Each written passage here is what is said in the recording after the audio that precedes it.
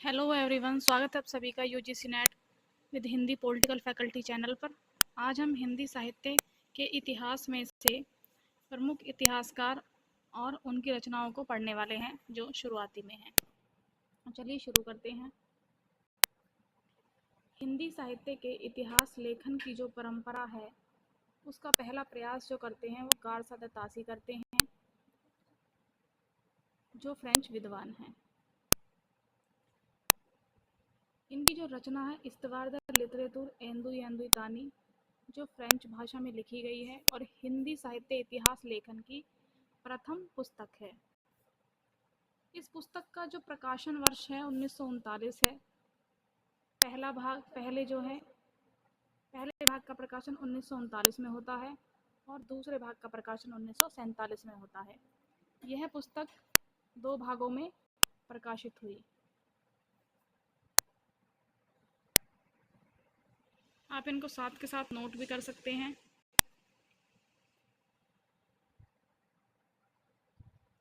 महत्वपूर्ण पॉइंट है ये।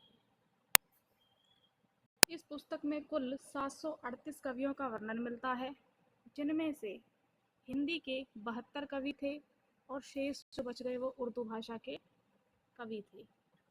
यह ग्रंथ ग्रेट ब्रिटेन आयरलैंड की प्राच्य साहित्य अनुवादक समिति की ओर से पेरिस में मुद्रित किया गया था, मतलब पेरिस में छपता है।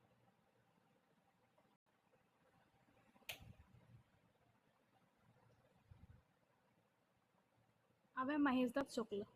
हिंदी साहित्य लेखन की परंपरा में हिंदी भाषा में लिखा गया प्रथम जो ग्रंथ है वो महेश दत्त शुक्ल का आता है और इनका जो ग्रंथ का नाम है भाष्य काव्य संग्रह है। महेश दत्त शुक्ल का है भाषा काव्य संग्रह है।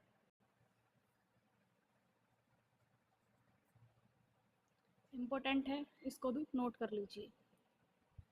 भाषा काव्य संग्रह का प्रकाशन 1873 ईस्वी में होता है और नवल किशोर प्रेस लखनऊ से जो है प्रकाशित होता है ये ग्रंथ।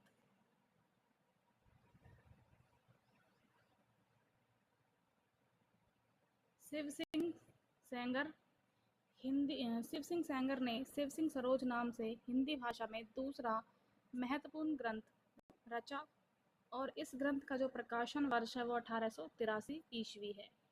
कई बार वन लाइनर की फॉर्म में या फिर ऑप्शन में सब तरीके से यहाँ से क्वेश्चन बनते हैं। शिव सिंह सरोज में सहस 838 कई भाषाओं के कवियों का जीवन चरित्र मिलता है, उनकी कविताओं के उदाहरण भी मिलते हैं और लगभग 838 जो हैं कवि उनका इन्होंने समाहित करने की कोशिश की है।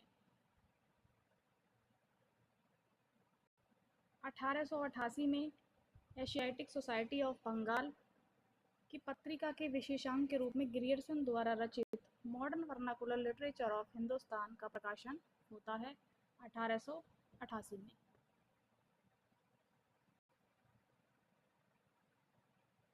जॉर्ज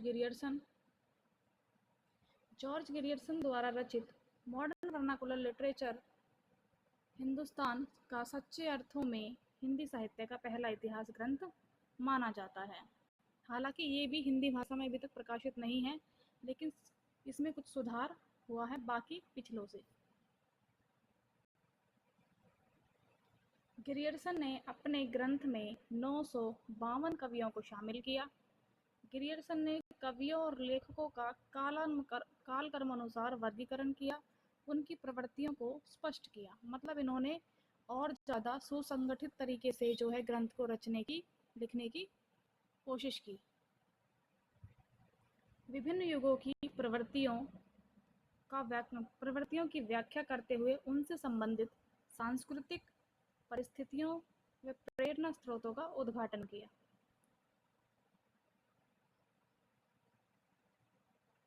प्रस्तुत ग्रंथ को विभिन्न कालखंडों में विभक्त किया गया। प्रत्येक अध्याय काल का विशेष का सूचक है। मतलब वही वीर आदिकाल वाली रचनाएं, भक्ति वाली रचनाएं, रीति वाली, श्रृंगार वाली और अन्य प्रवृत्तियों की जो रचनाएं हैं उनको जो इन्होंने अलग अलग करने का प्रयास करते हैं।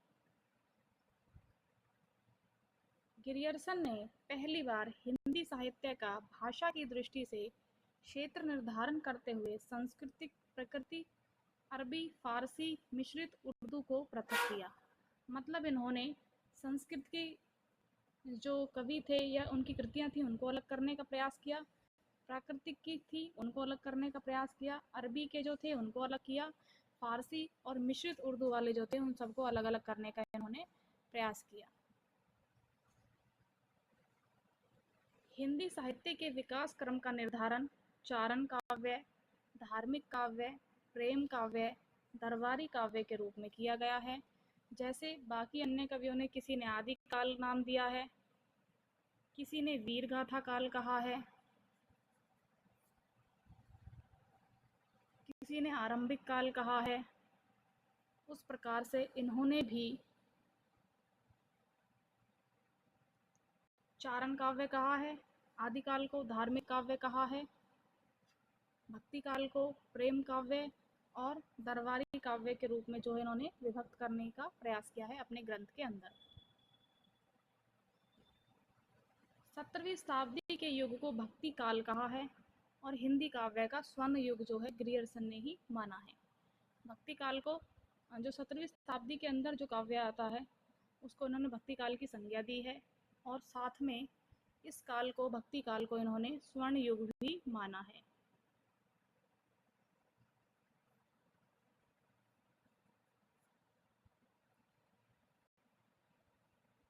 अब आते हैं मिश्र बंधु। मिश्र बंधुओं ने भी मिश्र बंधु विनोद नामक एक ग्रंथ लिखा है। मिश्र बंधुओं के अंदर आते हैं गणेश बिहारी, श्याम बिहारी, सुखदेव बिहारी। इन तीनों ने जो है मिल करके मिश्र बंधु ग्रंथ की रचना की। मिश्र बंधु विनोद 4 भागों में विभक्त है। पहले 3 भागों का प्रकाशन होता है 1913 ईस्वी में तथा चौथे भाग का प्रकाशन 1934 ईस्वी में होता है। मतलब ये पूरा का पूरा जो ग्रंथ है ये 4 भागों में विभक्त है। पहले 3 भाग एक साथ प्रकाशित होते हैं 1913 में और चौथा वाला भाग लास्ट में आता है 1934 में। मिश्र बंधु विनोद में लगभग 4,591 कवियों का जीवन वृत्त संग्रहित है। लगभग 5,000,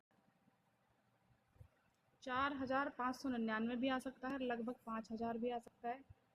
क्वेश्चन किसी भी तरीके से बन सकता है और इसमें लगभग कवियों का जो है जीवन वृत्त संग्रहित है।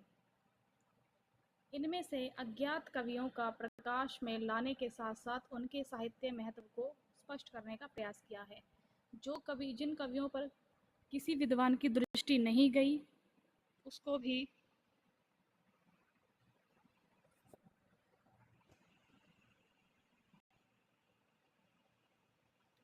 भी जो है प्रयास में लाने का, प्रकाश में लाने का इन्होंने कार्य किया। आचार्य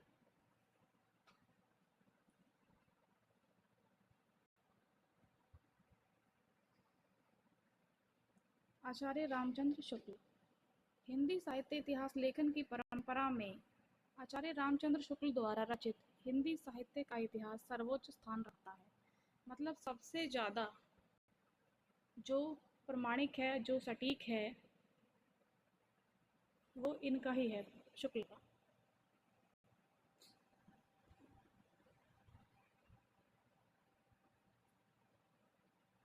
हिंदी साहित्य का इतिहास में लगभग 1000 कवियों और लेखकों को शुक्ल ने जो है शामिल किया है अपने ग्रंथ के अंदर। शुक्ल ने शिव सिंह सेंगर, जॉर्ज ग्रियर्सन, मिश्र बंधुओं के इतिहास को कवि वृत्त संग्रह से अभिहित किया। मतलब शिव सिंह सेंगर के इतिहास को, जॉर्ज ग्रियर्सन, मिश्र बंधुओं और इनके जो इतिहास हैं इसको जो है कवि वृत्त संग्रह नाम की संज्ञा इन्होंने दी है।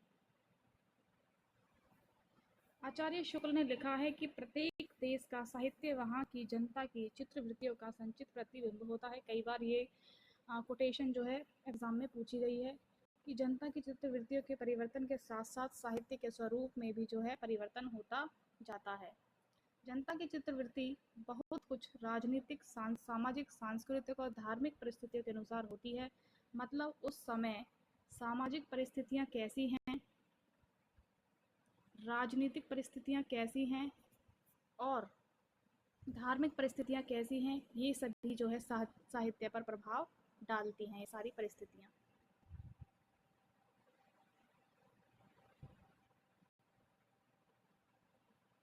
सर्वप्रथम शुक्ल ने साहित्य इतिहास को आलोचनाओं से पृथक किया, अपने विकासवादी एवं वैज्ञानिक दृष्टिकोण का परिचय दिया।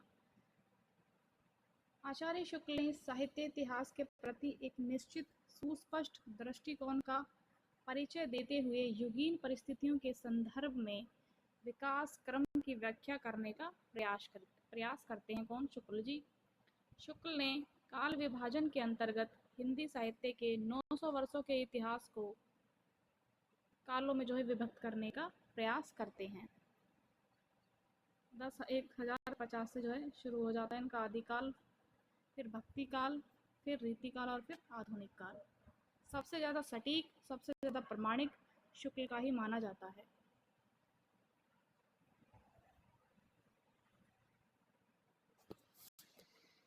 धन्यवाद। वीडियो अगर अच्छी लगी हो तो लाइक, शेयर, कमेंट जरूर करें। जो चैनल पर पहली बार आए हैं वो चैनल को सब्सक्राइब करें।